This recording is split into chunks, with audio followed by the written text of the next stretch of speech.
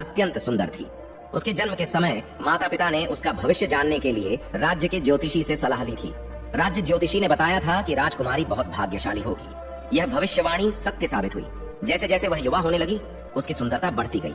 जब वह बोलती तो ऐसा लगता मानो उसके अधरों से मोती झरते हों, और जब वह चलती तो उसके पैरों के दोनों ओर बहुमूल्य रत्न प्रकट होने लगते।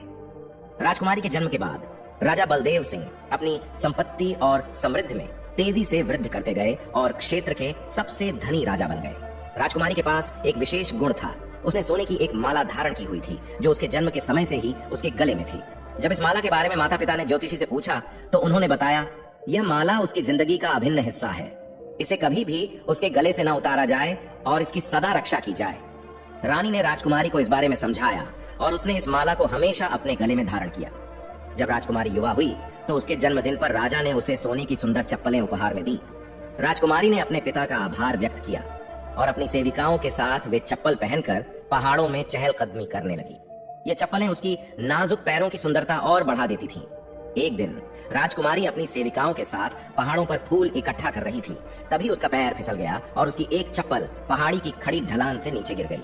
राजकुमारी ने अपने सेवकों को चप्पल ढूंढने भेजा, लेकिन काफी खोजबीन के बाद भी चप्पल नहीं मिली। जब राजा को यह बात पता चली तो उन्होंने घोषणा की कि जो कोई भी इस चप्पल को ढूंढ कर लाएगा उसे अच्छा इनाम दिया जाएगा।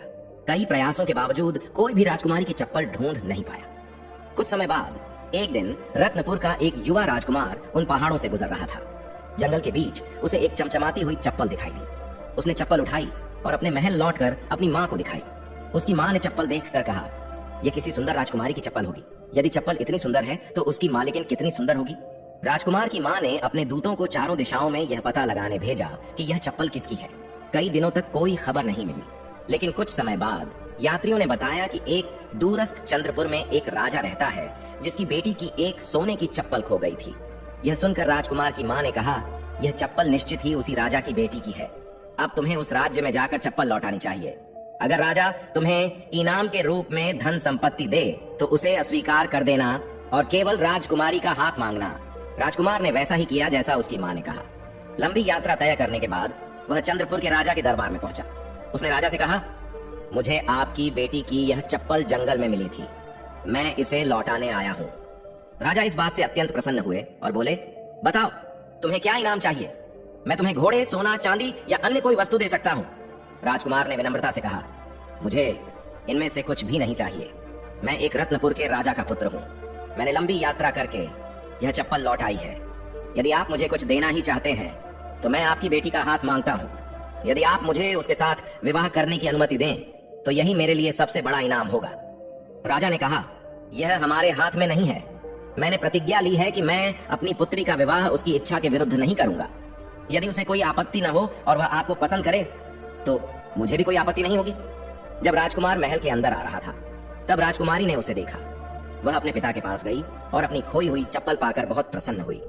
यह जानकर कि राजकुमार वही व्यक्ति है जो चप्पल लौटाने आया है, उसने विवाह के लिए सहमति दे दी।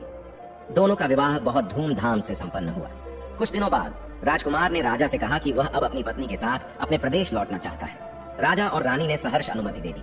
राजा ने कहा, यह हमारी आंखों का तारा है, इसका ध्यान रखना, और यह जो इसके गले में सोने का हार है इसे कभी ना उतारने देना, क्योंकि इसी में इसकी जान है। राजा, रानी और दरबारियों ने राजकुमार और राजकुमारी को हाथी, घोड़े, सोना चांदी और कई उपहारों के साथ विदा किया। जब रत्नपुर के राजा और रानी ने अपने बेटे को एक अति सुंदर बहू के साथ आते देखा तो उनकी खुशी का ठिकाना न रहा। इस खुशी के माहौल में राजकुमारी अपने पति के साथ वहां रहने लगी। लेकिन समस्या यह थी कि राजकुमार का पहले से विवाह हो चुका था। उसकी पहली पत्नी एक साधारण लड़की थी जिसे राजा और रानी अधिक पसंद नहीं करते थे। नई बहू के आने से राजा और रानी बहुत प्रसन्न हुए, क्योंकि उन्हें लगा कि उनके पुत्र को एक सुलक्षणी पत्नी मिल गई है। राजकुमार भी अत्यंत खुश था, लेकिन पहली पत्नी नई बहू को देखकर ईर्ष्या करने लगी और उसके विरुद्ध षड्यंत्र रचने लगी। राजकुमार के वृद्ध माता पिता ने इस स्थिति को देखकर नई बहू, जिसका नाम चंद्रा था, को चेताया कि वह पुरानी बहू से सावधान रहे। लेकिन चंद्रा ने कहा, वह तो मेरी बहन जैसी है, मुझे उससे डरने की जरूरत नहीं। मैं उससे प्यार करती हूँ और वह भी मुझे प्यार करती होगी। राजा और रानी चंद्रा के विचार सुनकर बहुत प्रसन्न हुए, लेकिन वे पुरानी बहू के स्वभाव से परिचित थे। कुछ समय तक सब ठीक चलता रहा। एक दिन राजकुमार को दूर देश की यात्रा पर जाना। पहली बहू चंद्रा के पास गई और बोली, हम दोनों बहनें जैसी हैं, हमें एक दूसरे का साथ देना चाहिए। मैं तुम्हें बहुत प्यार करती हूँ। चंद्रा ने इस पर सहमति जताई और उसे अपने गहने और अन्य कीमती चीजें दिखाने लगी जो वह अपने पिता के घर से लाई थी। पहली बहू ने चंद्रा से पूछा, तुम हमेशा ये सोने की माला क्यों पहनती हो? चंद्रा ने मुस्कुराकर कहा, यह मेरी रक्षा करती है। मेरा जीवन इससे जुड़ा है। यह हार सदा मेरे गले में रहेगा।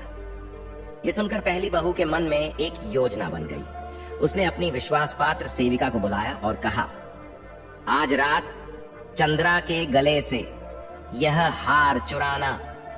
जैसे ही यह हार उसके गले से उतरेगा, उसके प्राण चले जाएंगे। सेविका ने आदेश का पालन किया। रात को जब चंद्रा गहरी नींद में थी, सेविका ने उसके गले से हार उतार लिया और अपने गले में डाल लिया। हार के हटते ही चंद्रा प्राणहीन हो गई। अगली सुबह राजा और रानी अपनी प्यारी बहू से मिलने गए।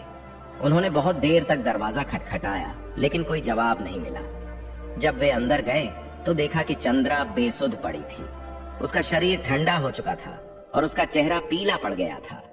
उन्होंने सेवकों से पूछा, क्या रात में कोई यहाँ आया था? सेवकों ने जवाब दिया, न तो कोई आया था, न ही वह बीमार लग रही थी। राजा ने राजवैद्य को बुलाया, लेकिन उसने कहा, राजकुमारी के शरीर में प्राण नहीं है। राजा और रानी अत्यंत दुखी हुए। उन्होंने चंद्रा के शरीर को महल के पास एक मंडप में रखवाया और कहा कि राजकुमार के लौटने पर अंतिम संस्कार किया जाएगा। आश्चर्य की बात यह थी कि चंद्रा का शरीर न तो खराब हो रहा था और न ही उसमें कोई परिवर्तन हो रहा था। राजा और रानी हर रोज मंडप के पास जाकर उसकी शांत सुंदर छवि देखकर शोक में डूब जाते। कुछ दिनों बाद राजकुमार यात्रा से लौटा। उसे मंडप के पास ले जाया गया। चंद्रा का चेहरा वैसा ही था जैसा पहले था। उस पर वही लाली थी, मानो वह सो रही हो। टूटे दिल से राजकुमार अपनी पत्नी को देखता रहा। राजकुमार अपनी पत्नी चंद्रा के बिना जीवन की कल्पना नहीं कर पा रहा था। वह मंडप के पास चंद्रा के निश्चल शरीर को देखकर इस कदर दुखी था कि उसे लगने लगा कि कहीं वह शोक में अपनी जान न गंवा दे। वह अपने भाग्य को कोस रहा था कि उसे दूर प्रदेश की यात्रा पर जाना पड़ा और वह चंद्रा के अंतिम क्षणों और संवादों से वंचित रह गया। वह पूरा दिन मंडप के सामने बैठा रहा। शाम के समय जब उसे महल ले जाने की कोशिश की गई तो वह जाने को तैयार नहीं हुआ और चंद्रा को देखते हुए कहने लगा, शायद यह तुम्हारे अंतिम दर्शन है। ना जाने कल मैं रहूं या ना रहूं। मेरी प्यारी पत्नी, मेरी चंद्रा। राजा और रानी को लगा कि उनके पुत्र का यह दुख उसे पागल कर देगा। उन्होंने निर्णय लिया कि अगले दिन उसे मंडप जाने से रोकेंगे। उधर सेविका ने वही सोने का हार पहना हुआ था जिसे उसने चंद्रा के गले से चुराया था। वह हर रात सोने से पहले हार उतार देती और सुबह जागते ही उसे फिर से पहन लेती। जब हार उसके गले से हटता तब चंद्रा के शरीर में प्राण लौट आते। रात के समय चंद्रा जागती, लेकिन यह बात किसी को पता नहीं चल सकी। एक रात चंद्रा को जब होश आया तो उसने देखा कि उसका हार गले में नहीं है। उसे समझते देर न लगी कि कोई यह हार चुरा ले गया है। उसने सोचा कि सुबह होते ही वह महल में घुसकर अपना हार ढूंढेगी, लेकिन सुबह से पहले सेविका हार पहन लेती थी, जिससे चंद्रा फिर से बेसुध हो जाती। रात को चंद्रा तालाब के पास पानी पीने जाती, क्योंकि खाने पीने के अन्य साधन उसके पास नहीं थे। जब वह तालाब तक जाती तो उसके चलने से रत्न और जवाहर गिरते रहते। अगले दिन जब राजकुमार मंडप के पास गया तो उसने तालाब की ओर जाते हुए कुछ कीमती रत्न और जवाहर देखे। उसे लगा कि चंद्रा के शरीर में अभी भी प्राणों का कोई अंश बचा है। वह दिन भर मंडप के पास बैठा रहा, लेकिन चंद्रा का शरीर न हिला। अगली रात राजकुमार ने चंद्रा को मंडप से तालाब की ओर जाते देखा। पहले तो उसे विश्वास नहीं हुआ, लेकिन उसने उसे पहचान लिया। तालाब की ओर बढ़ते हुए चंद्रा के पीछे फिर रत्न बिखरने लगे। राजकुमार ने पुकारा, चंद्रा, मैं तुम्हारा पति हूं। चंद्रा ने आवाज पहचान ली और मंडप के पास लौट आई। वहां जलते दीपक की रोशनी में दोनों ने एक दूसरे को देखा। चंद्रा ने कहा, मैं ही आपकी चंद्रा हूं, पर दिन के समय मैं मर जाती हूं। किसी ने मेरा जीवन हार चुरा लिया है।